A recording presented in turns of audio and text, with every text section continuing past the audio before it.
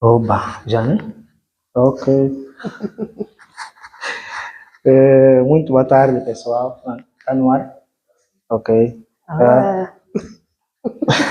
Muito boa tarde, pessoal. O som está ok. Reginos, confirma aí. Ok, muito boa tarde, pessoal. Daqui o Enoque. Acho que esse rosto é estranho no podcast. Eu não gosto das câmeras, mas por questões circunstanciais, né? Por questões circunstanciais, então eu fui obrigado a apresentar este episódio. O Dois Pontos é um programa totalmente do Daluca, o nosso apresentador residente. No entanto, por algumas razões, eu vou cobri-lo aqui e tenho a honra hoje de falar com a Mira Clock. Seja Olá. bem-vinda, Mira Clock. Olá, Enoque. Ainda bem que calhou contigo, É uma honra estar ao lado dessa diva. porque não será a primeira vez, né? Sim, que sim. vamos estar juntos. É a primeira vez falar com a Mira Clock. A primeira vez que eu ouvi sobre ti são em alguns eventos, e eu não consegui participar. Você me perguntava quem, mas depois eu vi o livro do Lucas, inspirado no teu livro, e para eu disse, tá, tem que comprar. Fui lá na Marquinho, consegui o livro, enviei muitas mensagens no Instagram, não me responderam. Eu fiquei, mira, como não me respondeu. Ok, mas tá tudo bem. Vocês vão conhecer mais sobre Miraclock. Ok, sejam bem-vindos à edição número 7 de Dois Pontos. Dois Pontos é o podcast literário, o único podcast literário, talvez até aqui no país. E nós sentamos com escritores, sentamos com editores, sentamos com influências literários, críticos literários e vários atores, vários artistas que fazem a literatura nacional acontecer. Para nos ajudar é simples, se estiverem a assistir este vídeo, pode partilhar, dar um like ou comentar, ou ainda se quiserem dar um apoio financeiro, porque precisamos mesmo, então pode entrar em contato com através dos contatos que tem na descrição do vídeo ou nas bio das nossas redes sociais, ou ainda pelo WhatsApp, que também está na nossa página do Facebook e do Instagram. Nós estamos no Instagram, YouTube, Spotify, Facebook, apenas 244. E fazendo isso, você acaba nos ajudar e acaba por ajudar a literatura nacional. Tal como disse, estamos na edição número 7 e hoje vamos falar com a Mira Clock. Na 244 decidimos dedicar o mês de agosto para as mulheres, ok? Não é o mês de mulheres, mas nós decidimos dedicar às mulheres. A outra convidada que vem para o dia 24 de agosto, já depois do próximo domingo, também será uma mulher. Então, fiquem ligados e acompanhem tudo sobre literatura nacional aqui na 244.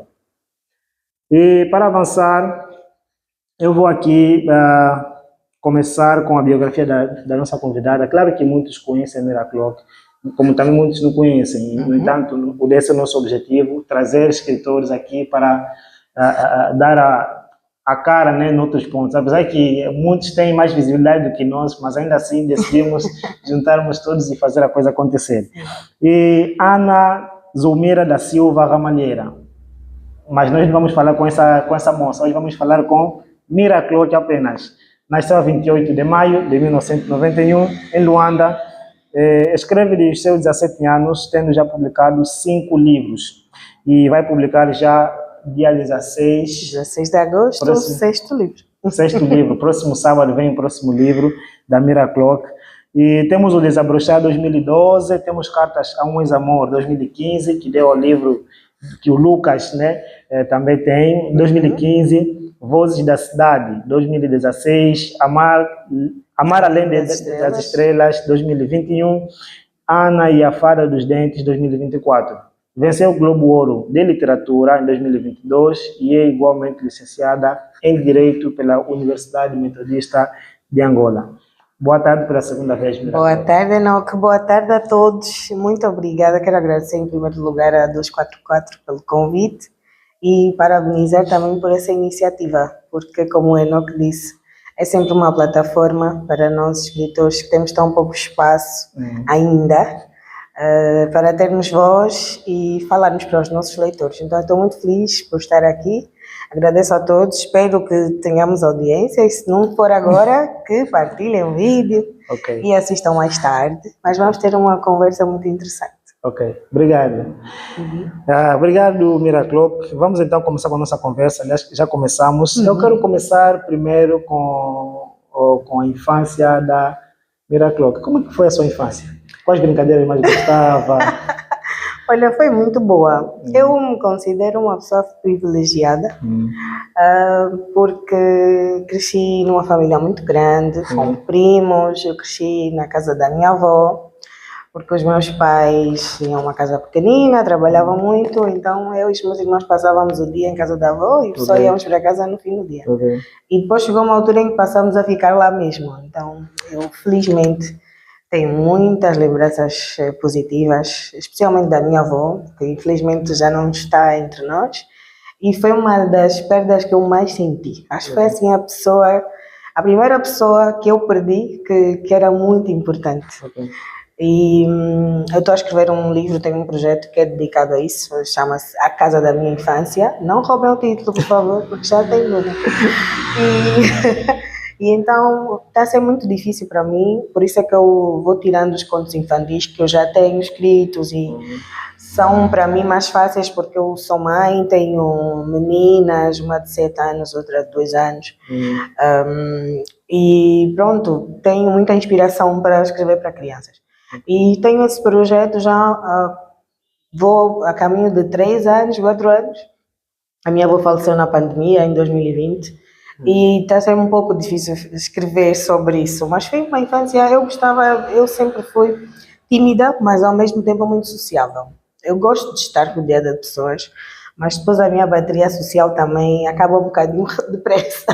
E também gosto da minha solidão. Acho que todo escritor é assim, nós somos muito observadores, absorvemos muito, então depois precisamos de um bocado de introspeção. Mas brincava muito, 35 Vitória, mete-mete, tira-tira, todas as brincadeiras porque eu cresci no Mosec mesmo e tenho muito orgulho disso. Acho que fez de mim a pessoa que sou, sempre vivo entre dois mundos. Fiz tudo o que havia para fazer de uma criança. Tive sempre amigos, sempre pessoas a olhar por nós, os vizinhos eram muito participativos. Eu acho que cresci numa comunidade e isso é um privilégio. E eu quero ressalvar, né, a questão do próximo livro que escreve e que vai homenagear a sua avó, vai eternizar a sua avó. Disse que está a ser difícil. Deve ser a avó, contribui muito para a sua infância. Muito, muito, muito. Como é que considera a sua avó? Eu digo que a minha saudade mais difícil tem nome. E é a minha avó. Epa! Sim. A minha mãe, se estiver a ver, ela se calhar vai chorar, porque eu sei que é muito difícil para ela também. Okay. Mas eu hoje percebo, nós jovens mães, hoje temos menos apoio, se calhar. Vamos criando a nossa estrutura de apoio, mas temos de pagar por isso, né? E se calhar o carinho não é tão natural. Mas a minha mãe tinha a minha avó e tinha as minhas tias, e eu tinha as primas, primos, assim, todo mundo crescia lá em casa da avó, né? E pronto, ela conseguia, a minha mãe teve 7 filhos. Conseguiu ter 7 filhos, okay. Estudava, trabalhava, okay. Foi uma mulher sempre muito ativa na sociedade, porque tinha aí a minha avó que me preparava para ir para a escola, levava-me à escola, até acho que a adolescência, até o momento em que nós depois fomos morar com os meus pais, efetivamente, foi sempre a minha avó. Já estou a ver a tua infância, já consigo ver. Sim. E também foi nesse seio onde eu comecei a escrever. Ok. E estava já para perguntar se teve acesso aos livros durante a sua infância.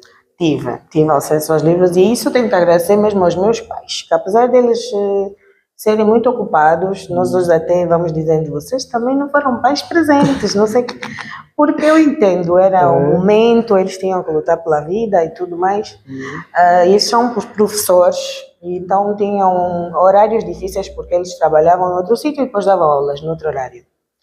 No entanto, por serem professores, eles também valorizavam muito a leitura, e o meu pai sempre teve um escritório com muitos livros, sobretudo angolanos, clássicos da literatura angolana. Então eu cresci a ler literatura até um bocadinho adulta, no bom sentido, né? Mas Pepe Tela, o Engachito, o Viriato da Cruz, tinha os livros ali e a minha mãe também, sempre que eu pudesse viajar em serviço, alguma coisa assim, trazia sempre livros. Então eu considero essencial e por isso também acho que decidi explorar o mundo da literatura infantil, porque é mesmo muito importante que nós exploremos isso e que tornemos o acesso ao livro uma coisa fácil e que seja cultura nas nossas casas. E partamos a ver aqui a infância, que teve uma avó muito próxima, teve acesso aos livros de infância, então se temos uma escritora que atua no mercado infanto-juvenil, não caiu dos seus, respeitou o processo. Então, pessoal, se quiserem saber mais sobre a Mira Clock, deixem nos comentários o que vocês acham, ou deixem suas perguntas que eu aqui vou ler. E eu gostava de saber de onde vem o nome Mira Clock. Tudo ali naquela casa, não vou mandar, não sei se os meus... Tudo em casa? Talvez os vizinhos acompanhem esse vídeo e eles estão à espera do livro, porque eu vou falar da casa da minha infância e de todas as histórias caricatas daquele meio. É na rua C7 de cima, no bairro Nelito Soares. Onde? Rua C7 de cima, no bairro Nelito Soares. É nas 6, não sei se conhecem, perto é Rangel, município. No Rangel, Rangel, ok. E pronto, era uma comunidade muito ativa. Hoje é uma pena que nós quase que não conhecemos os nossos vizinhos. Mas eu cresci assim com os vizinhos ali todo dia. E a minha avó era assim como uma matriarca, né, da rua. E todo mundo se conhecia. O Mira vem é o meu nome de casa. Eu sou Zulmira, então eu cresci Mira. E depois eu tinha um tio que também já é falecido. Foram duas perdas que a Covid nos trouxe que foram muito difíceis. Os dois em 2020, um em setembro e depois a minha avó em outubro. E então o meu tio escolheu o Clock. O meu tio gostava de dar nomes, era assim muito gozão, muito divertido. Eu tenho um tio que é Humberto e nós sempre chamamos Beto Clack. E ele, não sei porque, inventou o Clock. E eu cresci assim, sempre que ele aparecesse lá, Mira Clock, e ficou o nome da família, todo mundo usava. E quando eu comecei a escrever poemas e fui para o movimento Levarte, os poetas têm aquela coisa do pseudônimo, tem um pseudônimo, então eu decidi que seria a Mira Clock. O meu tio, mais tarde, eu fui perguntar, sempre que eu vou a uma entrevista ou a algum programa, perguntam-me porquê do Clock, tens de explicar. E eu não sei se ele inventou, mas acho que ficou muito bem. Ele disse que é porque eu sempre fui uma criança muito ativa. Eu falava muito, era participativa. Até hoje eu sou assim, muito inquieta. Estou sempre de um lado para o outro, à procura de novos desafios, de novas coisas para fazer, para aprender. E ele dizia que eu era assim como um relógio, como o tempo, nunca parava. E eu acho que é perfeito. Eu escolhi muito bem o pseudônimo. Okay. E na literatura, tem algum nome que já te atribuíram? Apesar que veio, o nome Mira Clock veio de casa e decidiu levar para a literatura. Já levei. Já se percebeu que alguns leitores ou colegas chamam outro nome? Não. Apenas Mira Clock. O Mira colou mesmo muito bem. Ok. E como é que começa a escrever? A escrita é muito natural. Eu sempre digo que a escrita é que me escolheu a mim, não foi eu que escolhi escrever. E eu escrevo porque preciso. Todo mundo pergunta, como é que consegue conciliar? Não consigo. É muita coisa. Claro que eu tenho que ter muito apoio de muitas pessoas para conseguir ter todas as vidas, todas as miras que eu tenho. A Ana no trabalho, a mãe, a escritora. E depois, nós não somos só escritores, nós temos que ter ainda a parte de interação com o escritor. É um mundo muito digital, tem que fazer vídeos, tem que editar, enfim. Mas isso tudo só porque eu tenho apoio. Se não tivesse, não conseguia fazer isso. Mas por que não paro de escrever com tantas demandas? Porque preciso mesmo. E a escrita surgiu assim, como eu disse, eu sou sociável, mas ao mesmo tempo introspectiva. E a escrita foi o melhor meio de me comunicar, porque sempre fui muito tímida. Hoje eu estou aqui a falar, hoje consigo e tal. Mas no início estaria a tremer e a voz quase que desaparecia. E até hoje eu digo, eu sou muito mais interessante quando escrevo. Então, por isso é que eu escrevo e foi assim que começou. Eu ia dizendo que tudo começou naquela casa. Porque foi lá, como os meus pais eram muito ocupados, a minha tia começou a reparar que eu tinha um caderno que eu escrevia e ela leu alguns poemas e depois disse aos meus pais: olha, a Mira gosta de escrever, eu acho que vocês deviam ver isso, investir, tentar ver como é que podem ajudá-la. E foi aí que a minha mãe começou a andar comigo, foi a União dos Escritores Angolanos, fui ter com vários escritores, ela ia e mostrava e perguntava qual era o caminho, como é que fazíamos para lançar um livro. A minha mãe queria que eu lançasse aos 15 anos, mas eu não quis, eu sou muito teimosa. E eu disse: mãe, não, eu não estou preparada, os poemas ainda não são bons, eu não sou escritora, não. E foi bom, porque nessas andanças, o meu pai tinha um colega que é escritor, o Cardo Bestilo, que se tornou um mentor, um amigo, hoje é meu padrinho, e que ele estava a começar, eles tinham fundado o Movimento Levarte em 2006. E foi em 2008 que eu me juntei ao Levarte. E lá foi uma escola, foi essencial, porque eu bebi muito de outros artistas, eu estava exposta à arte em todas as suas formas, pintura, música, tínhamos muitos poetas, teatro, estava tão rodeada de arte que era inevitável, aquilo foi uma explosão, eu comecei a escrever muito mais, a aprender com os outros, a descobrir outros escritores que eu precisava ler para descobrir o meu ser artístico, definir o que é que eu queria ser. Isso foi importantíssimo e com o Levarte nós preparamos a minha primeira obra, que é o Desabrochar, que saiu em 2012, eu tinha 20 anos. Foi só 5 anos depois desse muito trabalho de voluntariado, andei por quase toda Angola com o Levarte. E tínhamos eventos, e tínhamos reuniões, e fazíamos planos, relatórios. Isso me preparou até para a vida profissional. Então foi essencial e eu sempre sei que as coisas têm que ser no momento certo. Acaba por entrar no Levarte com 17 anos. Exatamente. O que é que isso significou para ti?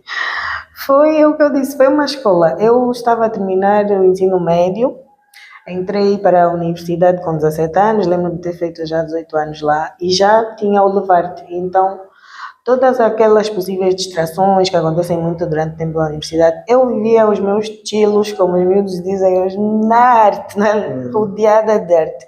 Okay. Isso era fantástico. E tínhamos eventos em muitas partes de Luanda, conheci muita gente. Hoje, eu não sou apenas conhecida por muita gente por causa só dos livros que eu lanço, não, mas é porque eu pertenço a uma comunidade artística, né, que eu comecei a integrar desde os 17 anos. Então, hoje eu tenho amigos de mais de 10 anos que conheci pela literatura, pela arte. Então, isso eu acho que foi essencial. Todo mundo, quando lê, tem sempre alguma intenção de escrever também. Queremos sempre imitar alguém, queremos ter sempre um escritor que vamos imitar. Não, gosto muito desse, porque traz isso, e eu quero também escrever por conta dele. Sim. E depois acaba por entrar no Levarte, aos 17 anos, 5 anos depois publica seu primeiro livro. Como é que surgiu essa realidade de ser, e aliás quero aqui mencionar que teve um apoio de seus pais, acompanharam-na, né, a fazer parte desses movimentos, acompanhar as atividades literárias, e ainda acha que essa profissão, esse ofício veio do nada ou já começava mesmo a ter essa intuição de ser escritora? Não, eu acho que eu escreveria sempre, mas não sei se seria uma escritora, uma autora publicada, se não tivesse tido essa orientação, né? Essa orientação dos meus pais, e se não tivesse me encontrado o meu ser artístico no Levarte. Por isso é que eu digo sempre, agora nós temos muitos escritores aspirantes e nós, com a ajuda das redes sociais, conseguimos publicar e criar um público muito facilmente. Mas é preciso também não esquecer das bases, né? Por isso é que eu aconselho sempre os jovens a fazer parte de clubes de leitura, de movimentos literários, associações, porque partilhar com os outros, colher feedback, ouvir o que os outros fazem, descobrir outros escritores, porque às vezes nós temos o nosso nichozinho. Eu, por exemplo, lia muito Pepe Tela, sempre fui muito fã do Pepe Tela, do Njaki, do Mia Couto, do Água Lusa. São os meus escritores fetiches que eu, basta ver um livro novo deles, tenho que ter e tenho que ler. E depois teve a parte do romance, eu tinha um escritor fetiche também, que era o Nicholas Sparks. Mas depois, no Levarte, eu descobri a Flor Bela Espanca e ficou a minha poetisa favorita. Mas foi lá no Levarte, né, que eu ouvia e descobria muita coisa. Então, para além de nós termos a vocação, que chega a ser, é um começo muito bom, é o bichinho, é aquela coisa que nos deixa inquietos, que nos faz escrever. Nós depois precisamos criar uma estrutura toda. É preciso ter disciplina, ler, ouvir os outros, participar de atividades, estar expostos a críticas. Isso tudo nos prepara para depois nós sermos escritores publicados. Ok. Temos que respeitar o processo. É preciso respeitar o processo. Há uma outra coisa que eu digo que também pode ser uma armadilha, quando falou em compararmos-nos com outros escritores. Muita gente não avança, nunca publica um livro ou fica a escrever uma obra eternamente, porque se compara com escritores já muito consagrados, muito vendidos, e isso acaba por criar um bloqueio. Não, eu nunca vou chegar nesse nível, eu ainda não estou aí, eu não estou preparado. Não, quando o meu livro sai, não. O processo também é assim, o processo é passar pela imperfeição. E eu tive que aprender isso e também aprendi muito isso no Levarte. Não cheguei a ser uma grande poetisa porque eu não gosto de palcos. Não gosto. Por isso é que eu escolhi a escrita. Não, eu não gosto de holofotes. Mas foi bom ter participado, ter tentado recitar poemas em frente do público, porque isso me preparou até para a vida profissional, fazer apresentações, estar à vontade com as pessoas, passar pela imperfeição, aquela coisa de estar ali a tremer, de não conseguir projetar a voz, mas é preciso passar por isso. Então é a mesma coisa com os nossos livros. O primeiro livro, nós depois de 10 anos podemos não nos identificar mais, olha, não escrevi tão bem, podia ter sido melhor, mas ele pode ainda influenciar outra pessoa, pode ser bom para os leitores, né? Nós vamos evoluindo, mas há quem ainda encontra alguma coisa para aprender naquele livro, então não fiquem também bloqueados, peçam ajuda, chamem revisores, tenham um mentor, críticos, um mentor é muito importante, estejam em clubes de leitura que aí há muitas ideias. Exponham os vossos textos, podem ir testando na internet e estejam abertos para críticas. Desde o momento que nós aceitamos que somos falíveis, tudo fica melhor. É só aceitar, passar pelo caminho espinhoso da imperfeição, que nós depois vamos alcançando a qualidade. Vamos dar vamos ressalvar um ponto aqui. Quando fala do acompanhamento que um escritor precisa ter, de ter mentoria, consultar sempre alguém, de olhar sempre para alguém e considerar como exemplo. E atualmente as coisas estão de cima para baixo. Estamos a ver agora as coisas tudo contrário. E principalmente com as inteligências artificiais, as pessoas acabam por esquecer as outras mentorias.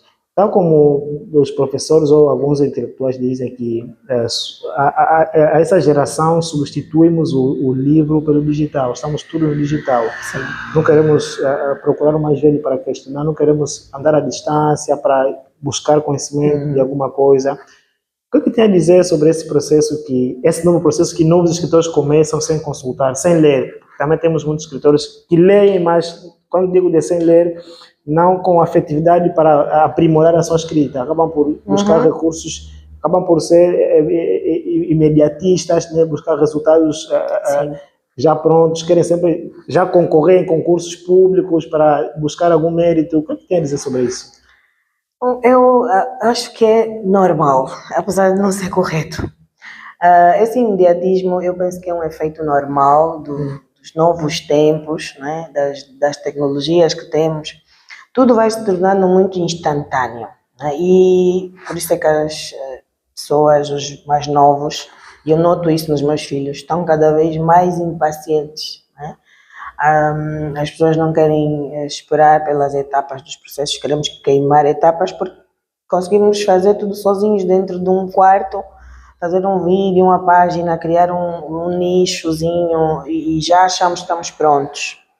Mas depois isso tem consequências e basta a qualidade dos nossos leitores, quando melhorar, quando nós tivermos leitores mais críticos, o próprio mercado depois vai conseguir separar o trigo do joio, né? E vamos ter mais críticas também. Então, o que eu tenho a dizer é que nós temos que usar as tecnologias a nosso favor como ferramentas que complementem o nosso trabalho, mas não podemos deixar de ser realmente criadores para passar essa tarefa para, por exemplo, um chat GPT ou outras ferramentas de inteligência artificial. E também estarmos preparados para buscar conselho de quem já passou por isso, porque ninguém nada vem do nada, né? Todo mundo se inspira em alguma coisa. Quando as pessoas às vezes dizem eu fiz isso sozinho, ninguém faz as coisas realmente sozinhos. Há sempre alguém que ajuda, nem que seja só nos ouvindo, estando disposto para ouvir, dar um conselho ao outro, isso é muito importante. Então estejam prontos e abertos e disponíveis para ouvir críticas, que às vezes nós queremos já, eu quero publicar.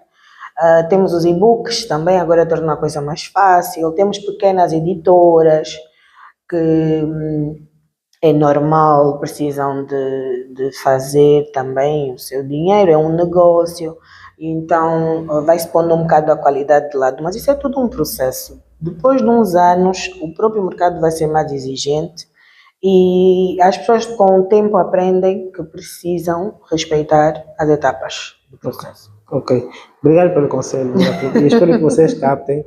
E falando em inspiração, podemos fazer aqui 5 estrelas para 5 escritores que olhou e disse que vou continuar a seguir? Já disse 5, né? Cinco. Os meus fetiches, mas se calhar para além do Pepe Tela, o Onjaki, o Mia Couto, o Agualusa, que eu não resisto, tenho sempre de ler, mas também dar algum mérito, todo o mérito que merece a nova geração de escritores. Eu também tenho gostado muito do trabalho de Lucas Caçul, do último. Eu mandei logo uma mensagem, porque às vezes as pessoas perguntam, porque eu também trabalho com edição de livros, e as pessoas perguntam se conseguimos controlar o conflito de interesses, se a pessoa não fica com ciúmes, mas esse escritor está a escrever melhor que eu. Não, eu fico muito feliz quando eu consigo ler um livro angolano e ter a mesma satisfação de um livro americano, de um escritor americano, britânico, o que for. Fico mesmo feliz. E eu li o livro O Homem que Acordou Sozinho na Terra, do Lucas, e mandei logo uma mensagem, olha, nunca mais fiquei tão satisfeita, tão, como é que se diz, entretida, nunca mais fui num livro. E parabéns. Temos também a Rosa Soares, eu gosto muito também da forma de escrita da Rosa, gosto muito dela. Temos outras escritoras, muitas outras, que eu tenho estado a acompanhar e gosto também do Sérgio. Agora esqueci-me do sobrenome do Sérgio, contista. Sérgio Fernandes. O Sérgio Fernandes, um abraço para o Sérgio, gosto muito, respeito. Eu acho que a qualidade está a vir, é por isso que eu digo, é um processo, eu não gosto de lutar contra o imediatismo, a espontaneidade, porque isso, a certa altura, as pessoas vão ganhar maturidade e vão perceber, epá, eu não devia ter me apressado tanto. Mas é um processo e a qualidade está a vir. Ainda somos poucos, sim.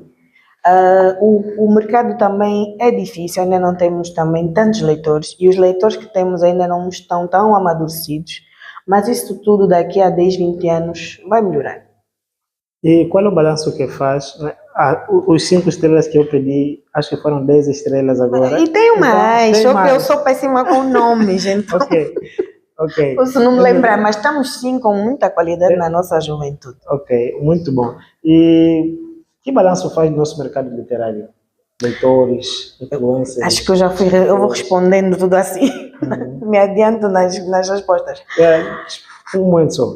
Vou redefinir a pergunta, acho que essa fica para uma outra ocasião. Eu gostava de falar, de questionar o que tem a dizer sobre leitores, porque anteriormente falou de leitores críticos, né? Acha que com essa geração, quer dizer, com essa correria toda que nós temos leitores assim críticos que conseguem te puxar? Vamos tendo.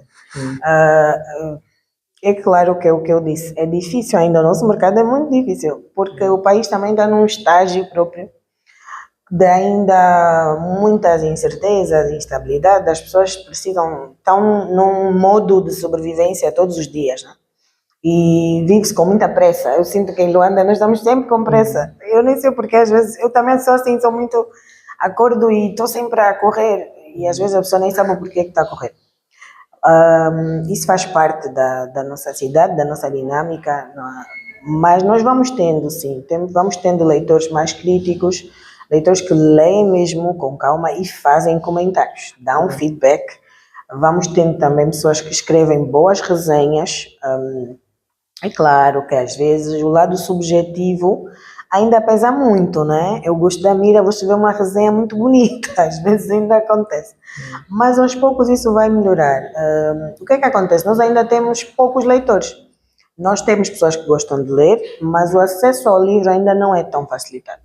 E eu tenho notado um movimento um bocadinho triste nos últimos anos, por causa das questões econômicas mesmo, que pesam no mundo todo e em Angola também, e o mercado literário apanha muito, leva muito por tabela. O que tem acontecido é que os custos de produção de um livro estão cada vez mais altos e as pessoas estão a perder poder de compra a cada dia que passa.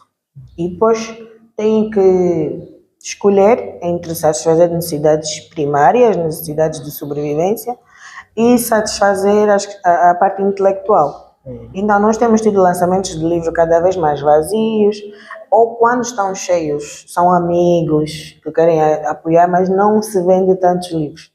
Então tem sido mais difícil vender.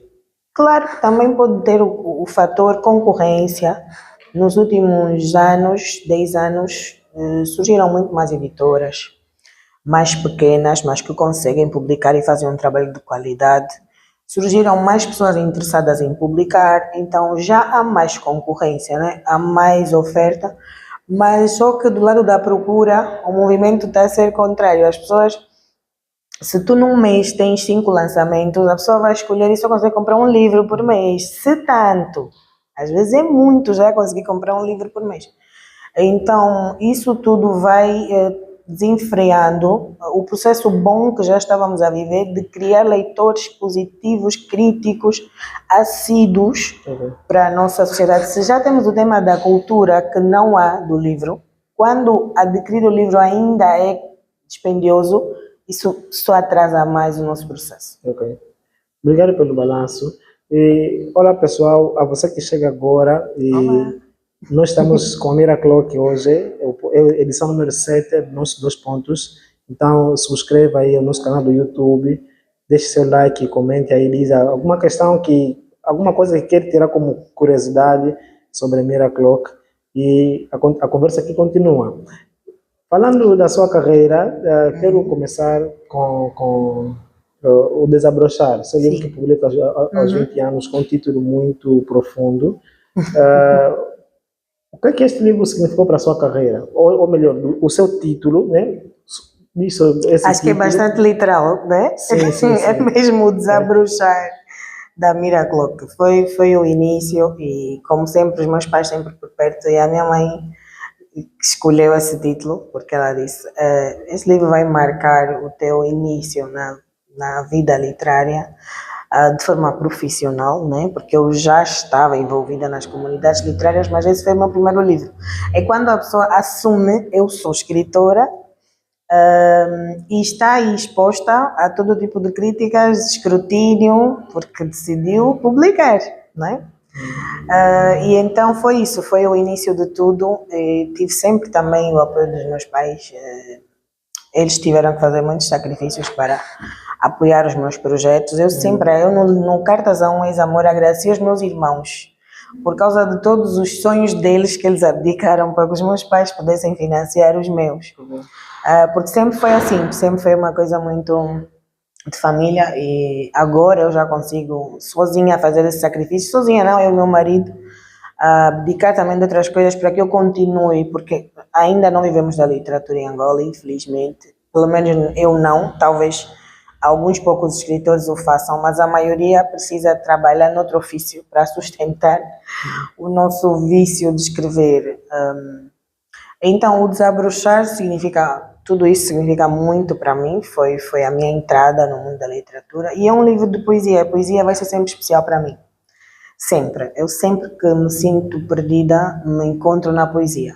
Tenho os meus autores, já li os meus livrinhos, Fernando Pessoa, Flor Bela Espanca, alguns outros angolanos também, que eu leio e me sinto mais calma, né?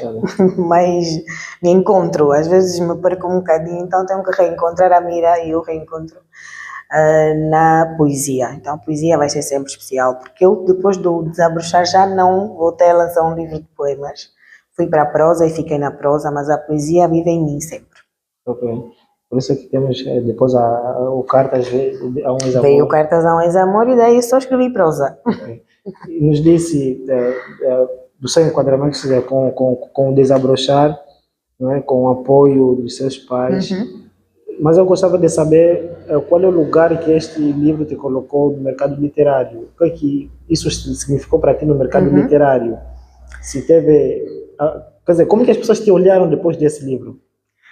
Eu era muito menina ainda, e então eu acho que eu fui muito abraçada pelos meus colegas, por todo mundo. O Desabrochar foi um lançamento muito especial, nós conseguimos ter 500 pessoas numa sala para comprar livro, e era poesia, né? Então, que é um nicho um pouco específico de quem gosta mesmo. E de uma menina a começar. E de uma menina. Mas eu acho que ele conquistou o coração de muita gente. Eu tenho pessoas que até hoje me dizem que só começaram a gostar de poesia depois de terem lido o Desabrochar.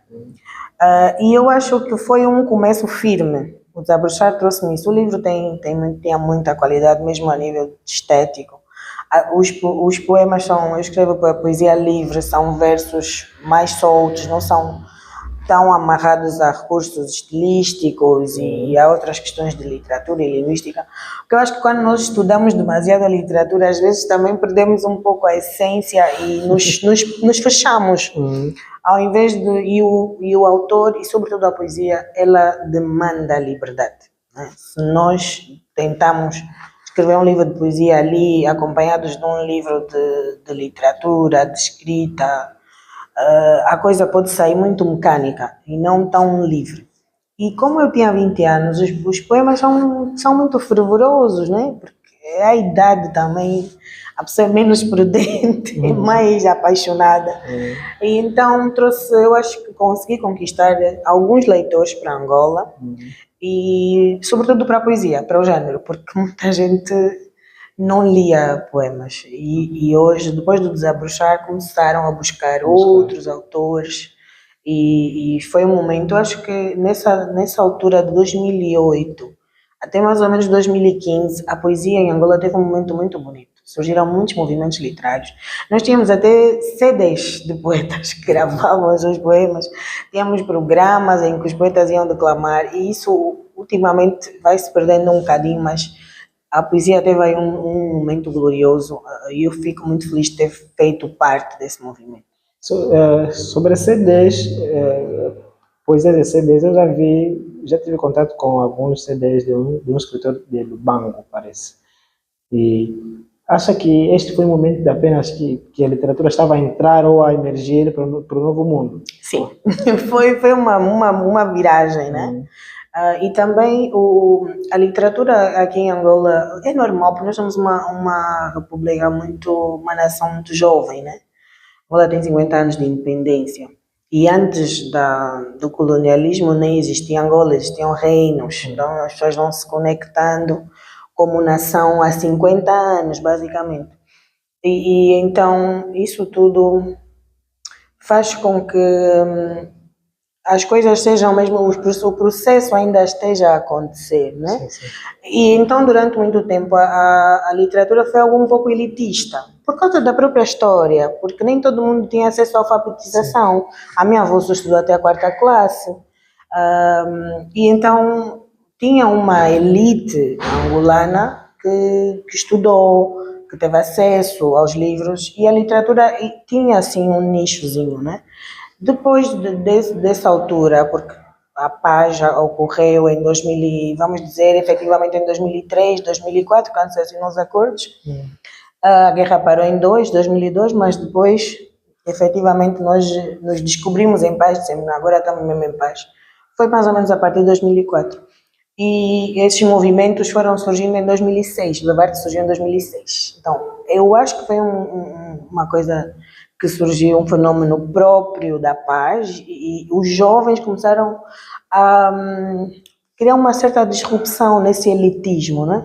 E já não eram só as associações da praxe, começaram a surgir outros movimentos nos bairros, nos sítios.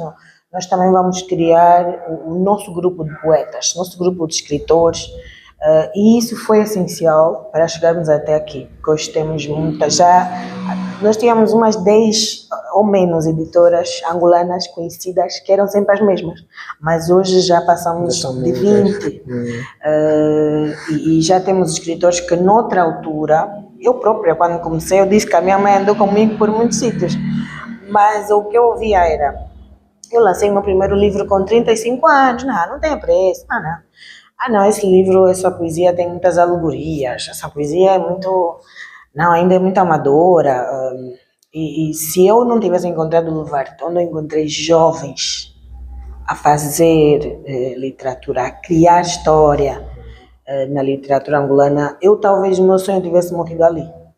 Né? Seria só uma menina que escreve uns versinhos no caderno, porque não teria encontrado referências, pessoas jovens que faziam o mesmo que eu. Epa, tem uma história, na verdade. E acho que alguns já se perguntaram aí sobre Desabrochar. Estamos a falar aqui muito de Desabrochar, sendo o primeiro livro da autora, mas ela tem mais, tem 5 livros publicados. Sim. E neste sábado, 16 de agosto, vem o seu 6º livro que ela vai publicar. Mas deixa que vos alertar, ela publicou em 2012, o Desabrochar, como primeiro livro. Temos a Carta a um Ex-Amor, 2015. Temos aqui Vozes da Cidade, 2016. Temos aqui A Mar Além das Estrelas, 2024. E Ana e a Fada dos Dentes, 2024. Então, nós não temos, infelizmente, nenhum livro aqui, porque eu não era para apresentar. A culpa é minha. A autora também, o próximo livro dela também esqueceu, tem apenas um exemplar, então me desculpem aí se não podemos colocar nenhum livro aqui. É para aparecerem todos no dia 16, tá bem? Dia 16 temos lançamento da Miraclock, vamos lá encher a casa, vai ser na Mediateca de Luanda. Vai ser no Miramar, no espaço Prova d'Arte. Okay. Naquela rua de parques infantis, okay. É muito fácil de localizar. No final depois vamos reforçar mais acerca disso. Tá bem. E para pular essa etapa, né, dos livros, eu acho que depois do primeiro livro, que foi poesia, o resto vem prosa, depois do primeiro acho que ficou mais fácil escrever os outros. Nem por isso. Eu mudei de género para começar. Depois do Desabrochar, até hoje eu vou participando de antologias, mas nunca mais escrevi um livro meu só de poesia. E passei para a prosa, e aí o que aconteceu? Eu também sempre tive a tendência de escrever muito, até os meus poemas tendiam a ser um pouco longos e eu divago muito, eu gosto de detalhar. E então aí eu disse, por que não tentar um conto? Né?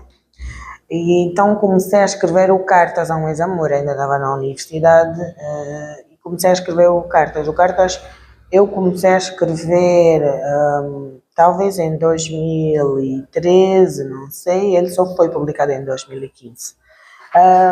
Mas depois que comecei, o meu processo de escrita é muito intuitivo, é muito livre, muito natural, não tenho assim aquela coisa de tenho que escrever em 6 meses, não. E eu muitas vezes começo pelo título, outras vezes começo por um personagem que me vem à cabeça. E depois vou criando toda a narrativa à volta daquela peça, daquele personagem. Uma palavra, alguma coisa assim que me dá na cabeça e eu vou escrevendo. Então, o difícil foi que eu já não estava a começar, né? Já não teria a condescendência das pessoas. Já tiveste alguma responsabilidade? Exatamente. Era muito mais responsabilidade que eu tinha, porque já tinha um nome que eu tinha lançado no mercado, já tinha leitores que estavam à espera do próximo livro, então a parte difícil foi mais essa, mas a escrita em si é muito fluida. Se eu estiver encalhada é porque não é o momento certo. Muitas vezes, olha, tem um conto que escrevi há dias, vou participar de uma antologia de contos infantis, e é uma ideia que eu tive há 2 anos, foi infelizmente numa situação muito difícil, que eu fui acompanhar um casal amigo que perdeu um filho, um bebê. Eu nunca tinha ido ao funeral de um bebê. Epa. E foi intenso para mim, porque eu também tinha acabado de dar à luz à minha filha, que tem 2 anos e meio agora. Foi super intenso, mas foi também uma coisa tão angelical, eu senti assim uma certa e até estranha calma, paz, porque havia flores brancas, e foi tudo, é diferente porque é um bebê, então foi tudo tão angelical, e eu tive a ideia de escrever um conto sobre isso, sobre, como a minha irmã diz, os bebês arco-íris, os bebês que não nascem com vida. Foi tão difícil falar sobre esse tema que só agora há dias, quando me pediram um conto, e eu não tinha nenhum conto fechado, eu disse, vou olhar para aquele conto outra vez. Olhei e se calhar já estava pronta, porque já tinha passado aquela tristeza, aquela coisa. Eu estava mais leve e conseguia olhar para aquilo de outra forma. E escrevi assim em 1 hora, não sei. Estava ali, olhei para aí. Porque o que eu faço é isso, eu gravo a ideia base, né? Quero escrever sobre isso, deixo aí, porque não estou pronta. Mas quando estiver, o processo é fluido. Ok.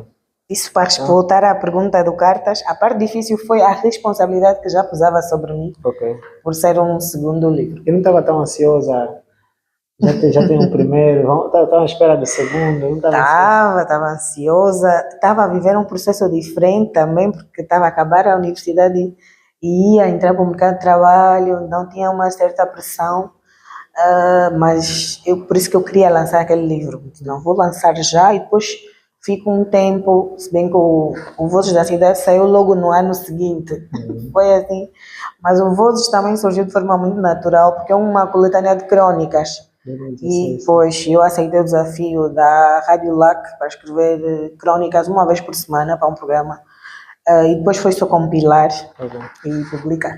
Ok. Epa, é interessante, mas gostava agora de falar sobre o lugar da mulher na literatura nacional.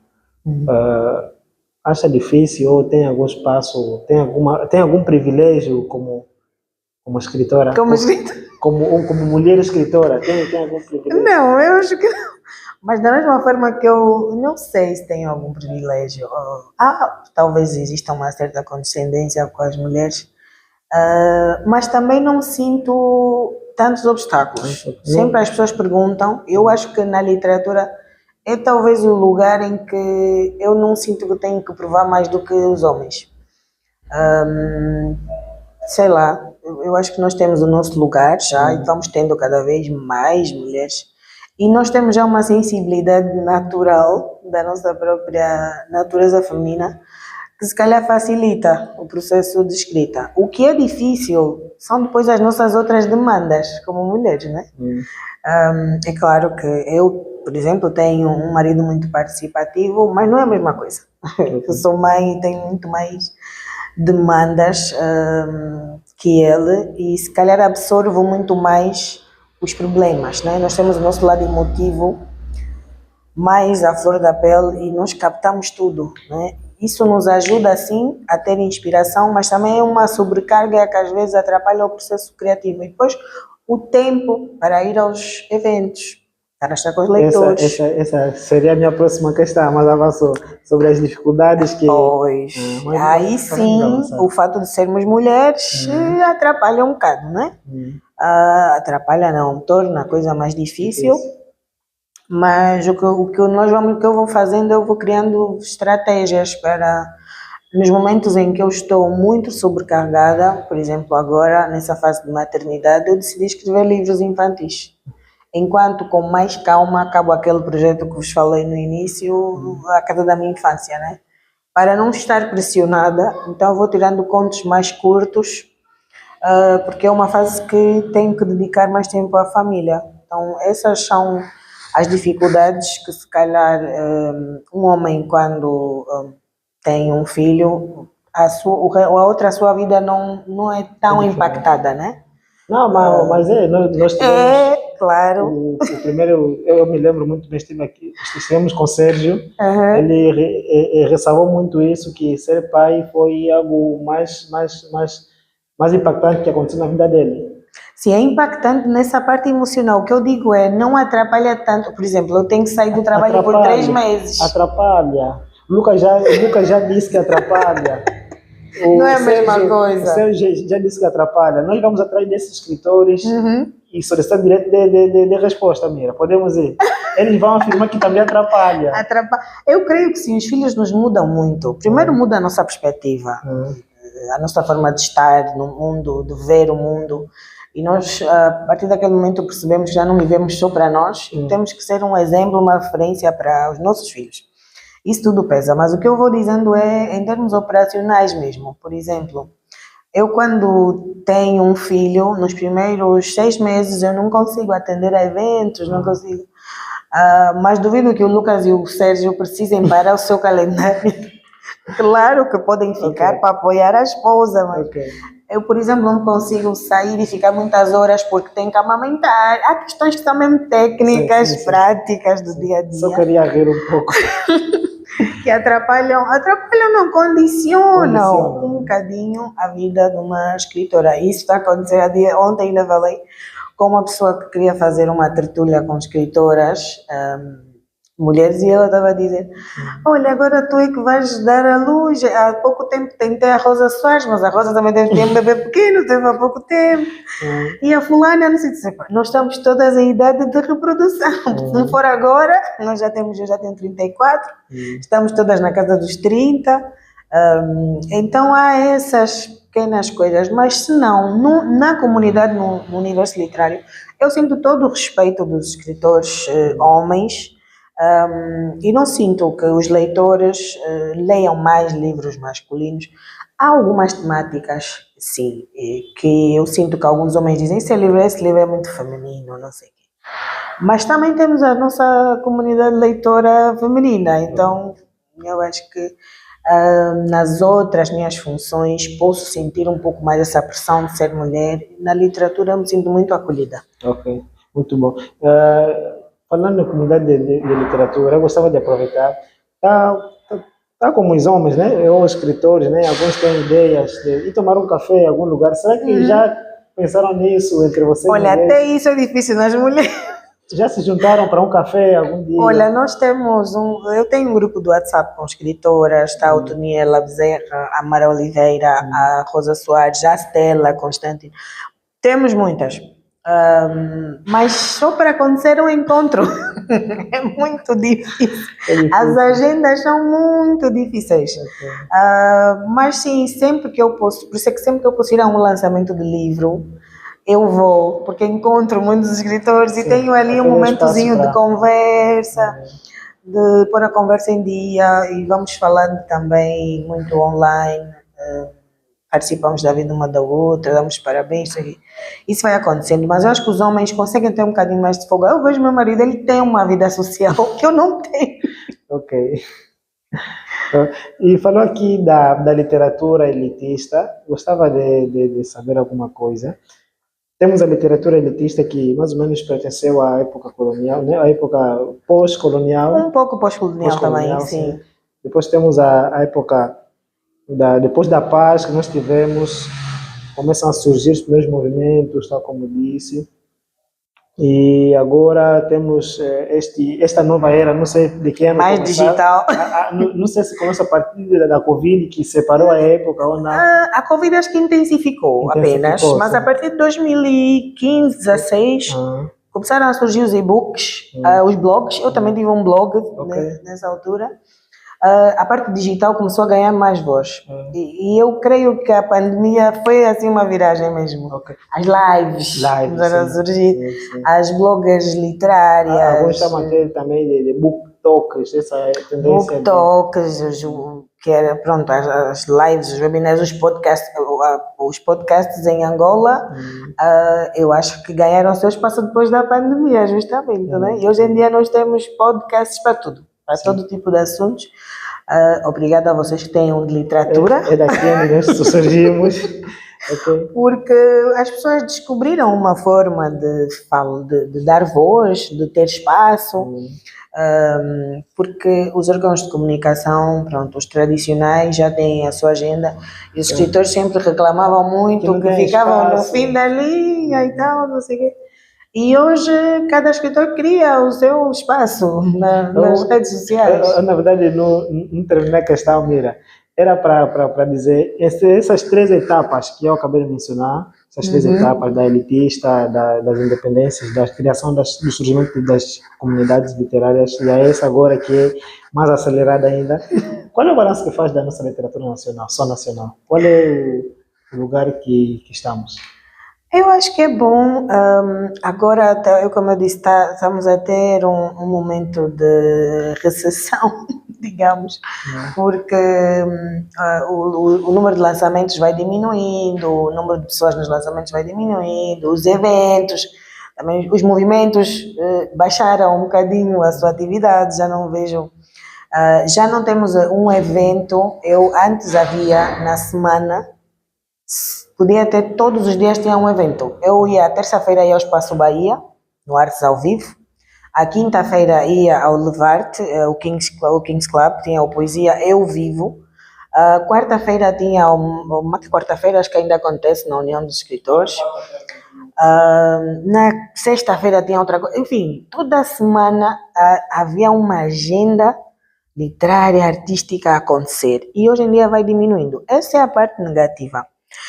Todas essas fases têm questões positivas e questões negativas, mas eu penso que o balanço é positivo porque ganhamos mais produção, temos mais editoras, ou seja, o mercado literário vai crescendo, a indústria literária vai crescendo, porque hoje já temos jovens diagramadores, paginadores, já vai surgindo no mercado.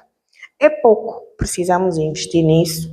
Precisamos ter muitos leitores para que possamos ganhar em escala e possamos ter investimento nesse setor.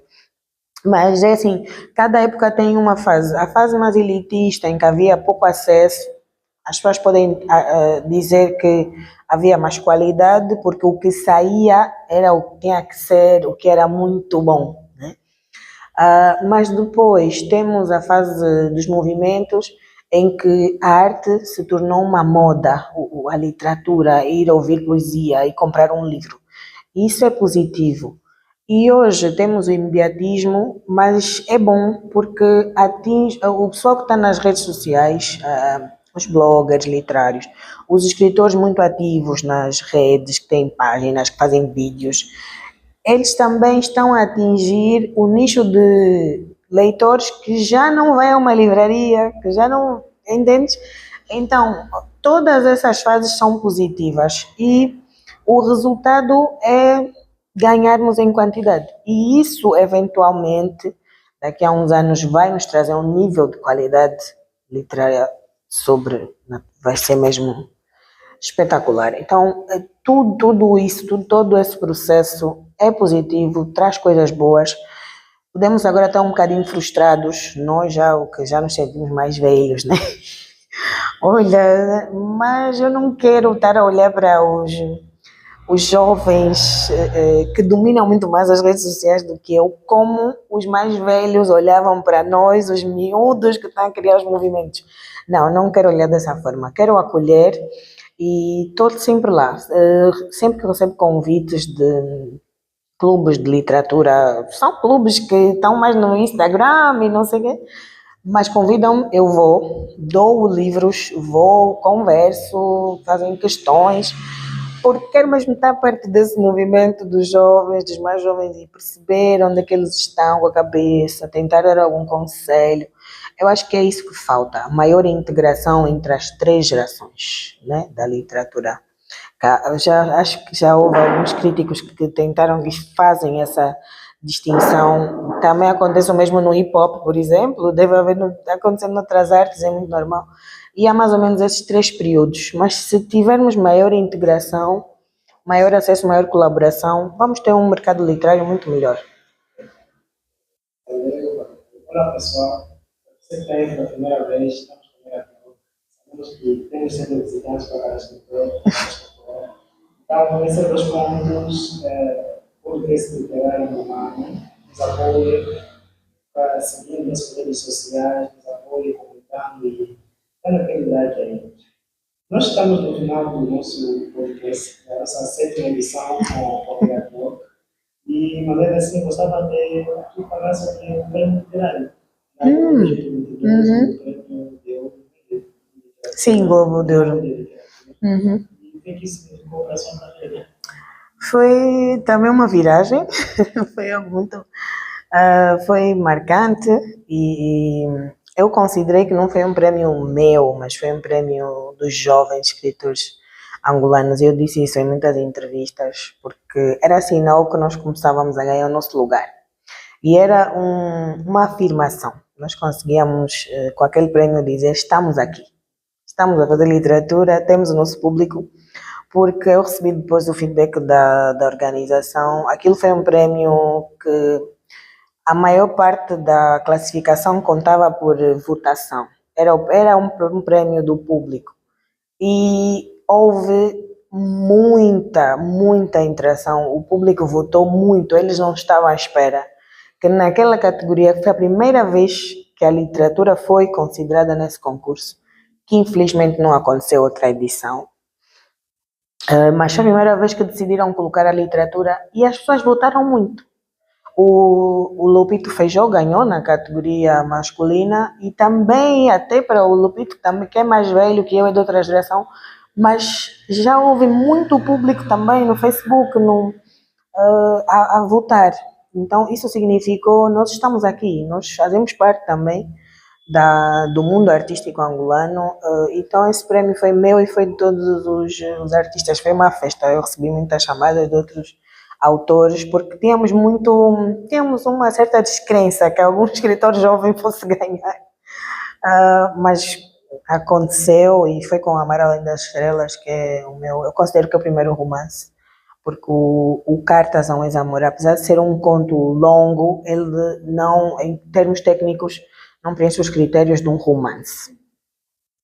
E o Amar Além das Estrelas trouxe-me esse presente, né? Foi logo depois, um pouco depois do lançamento da publicação, em 2022, receber esse prémio. E isso também me levou num lugar de não sei, escrutínio, talvez. Foi assim, de eu pensar: uau, agora ficou mais sério, né? Yeah. Eu quero dizer que o público está aí, gosta, acreditou no livro e eu não posso decepcionar, né? Então, e eu faço sempre isso, sou muito exigente comigo, sou mesmo uma perfeccionista. Às vezes há um momento em que a pessoa deve parar e tem sempre, por isso é que é importante não estar sozinho. Há alguém que nos diz: chega, já chega, lança o livro. E eventualmente haverá algum lapso, haverá alguma gralha, é normal, somos falíveis e vamos crescer com o processo. Chega um momento em que eu lanço, mas sou bastante exigente porque tenho um compromisso com os meus leitores de entregar o melhor de mim. Então, sempre que eu sinto que não dei o melhor de mim, não avanço. Mas o Amar Além das Estrelas levou 5 anos a ser feito e valeu muito a pena, porque é um trabalho que me orgulha muito. Muito bom. E falando aqui dos prêmios literários, existem vários prêmios literários. Tem vários prêmios, por exemplo. Há alguns que estão a ser descontinuados, infelizmente, e isso tem sido mal para nós.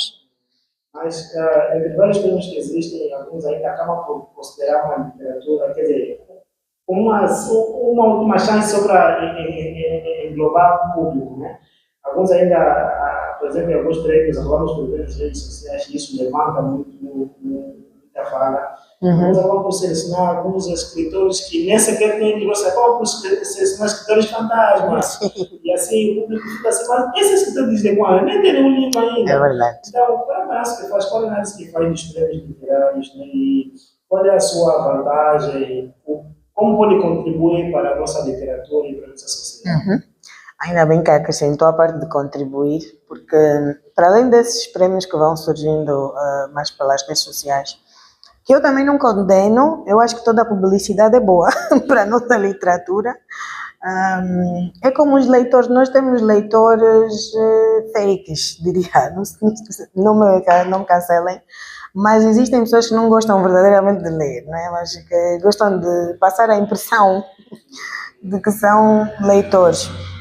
Mas isso tudo faz parte do processo. E desde que essas pessoas ajudem a divulgar os livros, os conteúdos, isso é positivo. E a credibilidade do prémio também vai caindo por terra se fizerem esse tipo de classificações. Então, não é muito ameaçador, não sei. O impacto não é tão grande, pronto. Então, eu prefiro não atacar esses projetos. Eles, com o tempo, vão percebendo que devem fazer um trabalho mais apurado, que é uma coisa séria, né?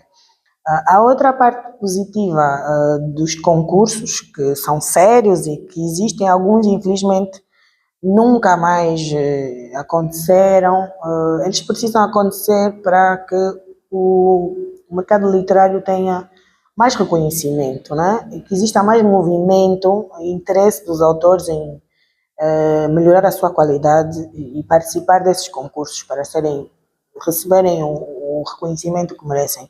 Então, os prémios têm essa importância também, para trazer a conversa da literatura à baila, as pessoas falarem, o público ficar a conhecer. É importante. Eu apelo às pessoas que têm essas iniciativas, às pessoas que têm condições de criar prémios literários. Nós temos muita criatividade entre nós, muita. Eu participei, tem um concurso que é mais modesto, de jovens, é do Clã da Literatura, não sei se conhece, e eles fazem um concurso de contos, também não conseguiram lançar, o ano passado já não houve, esse ano creio que não haverá, por falta mesmo de apoios, de recursos, mas eu tinha de corrigir mais de 40 contos, e é um concurso que o prêmio são 50 mil kwanzas ou menos. Mas tínhamos muita gente a participar, então nós temos muita criatividade. Então é importante que quem de facto tem possibilidades de criar prémios mais atrativos, que o faça para a literatura também.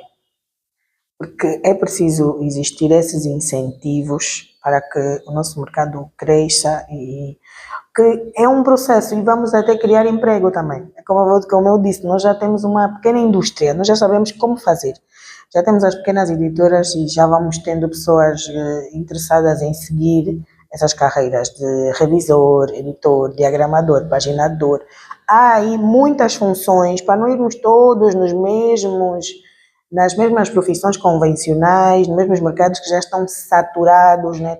Somos todos gestores, somos todos juristas. Há aí também a indústria criativa que nos outros países dá muito dinheiro. Então apelo a quem pode apoiar, que apoie, que existam mesmo concursos, que exista objetividade. Porque há também os concursos tradicionais que depois muita gente não participa porque não acredita muito, né? Porque acha, não, já tem os seus autores favoritos, é um pouco de amiguismo. Então é preciso dar maior objetividade, maior transparência, que surjam muitas mais iniciativas. Obrigado. Eu que agradeço. Para terminar a nossa última questão, seria muito injusto se tivéssemos essa questão. Muito injusto. Não sei se está preparado. Não sei. Não, nunca assim surpresa, né? Mas eu gostava de falar sobre a editora Cássias. Seus últimos títulos estão pela editora Cássias. E acho que também falou que também trabalha com a edição do livro. Sim, estou ligada a Cássias também, profissionalmente. O que dizer sobre a editora Cássias? É a sua casa? Olha, eu tenho uma ligação especial com a Cássias, porque a Cássias tem uma matriz no movimento Levarte. E o movimento Levarte era um movimento muito completo e ambicionava ser mais do que um movimento. Né? Nós, a certa altura, depois criamos uma fundação e também uma editora. Né? Foi daí que surgiu a ideia. E o Desabrochar foi lançado, dizia que era autora independente, mas foi lançado pelo Levarte, basicamente. Foi mesmo assim nos nossos computadores, eu passei os poemas do caderno para o computador, ia para a casa do Cardo Bestilo, tinha o apoio de outros escritores que sentavam comigo, íamos selecionando os poemas, fazíamos tudo e depois de contactar gráficas e pronto, o lançamento, a organização do lançamento, convites, tudo feito pelo Levarte. O Cartas Não És Amor é a mesma coisa.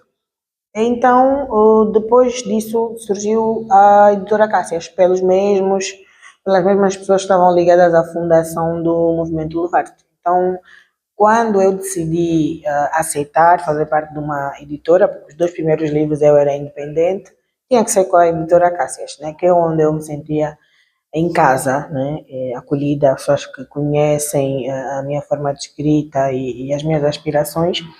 E foi aí que eu fiquei. A Cássias hoje já tem 10 anos, começou formalmente em 2015, então já tem 10 anos e tem mais de 100 títulos publicados nos mais variados estilos e por causa de ter mesmo essa matriz levartiana, é uma das editoras que apostou muito também na poesia, tinha uma responsabilidade mesmo tinha uma meta de ir publicando X livros, vários livros de leitura, de poesia por ano, então sempre apoiou. É uma editora que tem qualidade, é uma editora que não é tradicional, não vem daquelas 10 ou 5 editoras que existiam logo a seguir à paz, ou mesmo no tempo de guerra já existia, enfim, que tem matriz colonial. Ele surge em 2015, mas já está bem consolidada, tem os seus escritores, está numa fase de reestruturação, como todas as outras empresas. A Cássias também foi impactada por essa questão da crise econômica, dos desafios que estamos a viver. Então temos apelado sempre à compreensão dos nossos autores, porque as coisas ficaram difíceis, mas mantém-se aí com o compromisso de continuar, porque não é apenas uma empresa, não é apenas uma ideia empreendedora de puro negócio, mas é um sonho de alguém que antes tinha um movimento literário e que decidiu ajudar outros escritores a facilitar o processo de publicar um livro. Então, eu estou na Cássias, continuo na Cássias, não tenho perspectiva de mudar de editora, dou-me muito bem com outros editores, nós temos uma boa relação, eu vou aos lançamentos da É Sobre Nós e gosto muito da dinâmica deles, porque são jovens, exploram muito as redes sociais também, mas estão preocupados com a qualidade também. E falando da É Sobre Nós, ainda do Lucas, temos a É Sobre Ele, um portal de literatura, exatamente. Muitos livros disponíveis gratuitamente, que você pode ler, baixar, exatamente, sem pagar nada.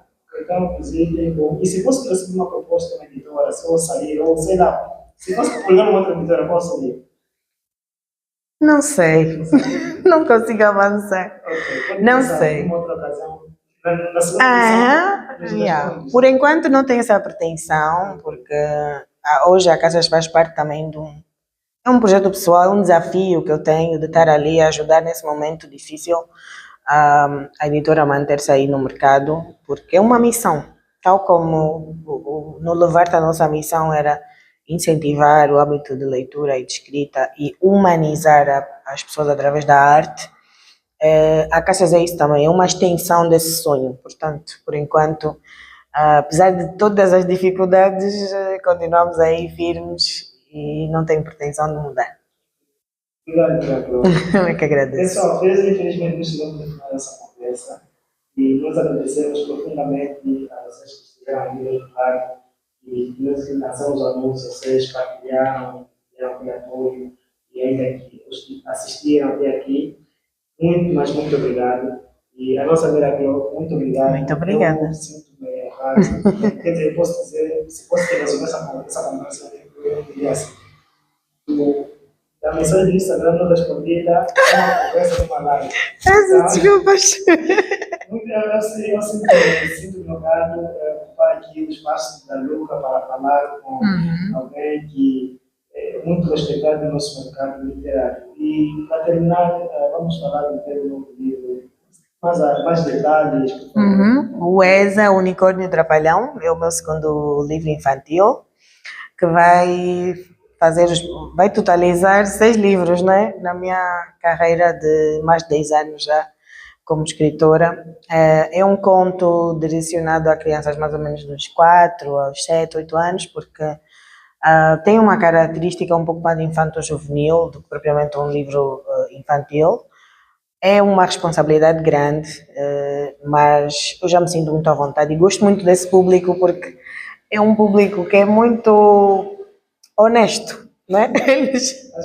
As crianças reagem logo quando gostam, quando não gostam e fazem perguntas, às vezes quando vou a apresentações, perguntas bem diretas mesmo, mas por que a tia disse isso? Mas por que o personagem não fez isso? Então eu gosto dessa inocência e espontaneidade das crianças. É um conto que, como sempre nos livros infantis, eu trago também mensagens, é tentar educar através de algum entretenimento, e dessa vez nós vamos falar sobre aceitar que falhamos, ser responsáveis pelos nossos erros, assumir as consequências e procurar soluções para corrigirmos aquilo que falhamos. Então, a Weza é um unicórnio muito trapalhão, gosta de pegar partidas, gosta de chamar a atenção, mas chega uma altura que comete um erro que faz com que ela entre numa jornada atrás das soluções e é confrontada com os seus próprios medos, com as suas próprias fraquezas, tentações,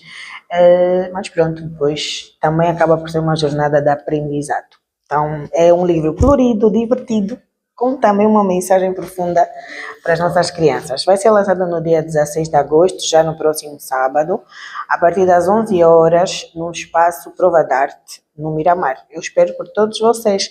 As informações também estão disponíveis na minha página, no Facebook, no Instagram. Estejam atentos e apareçam. Eu que agradeço. Obrigada. Obrigada. E parabéns pelo vosso programa. Pessoal, chegamos no final, agradecemos bastante. Siga-nos, Facebook, YouTube, Instagram, Spotify 244. E também apoiem-nos seguindo, partilhando, comentando e também, se preferir, os irmãos encontram-se nos vídeos que sempre publicamos. Apoiem-nos com uma água, hoje conseguimos ter uma água para a escritora. Então, apoiem-nos de toda e qualquer outra forma e a literatura nacional agradece. Obrigado. Obrigada, estamos juntos. Assim, vamos desligar as câmeras. Feito. Okay. Feito? Obrigada. Ainda bem que eu já estava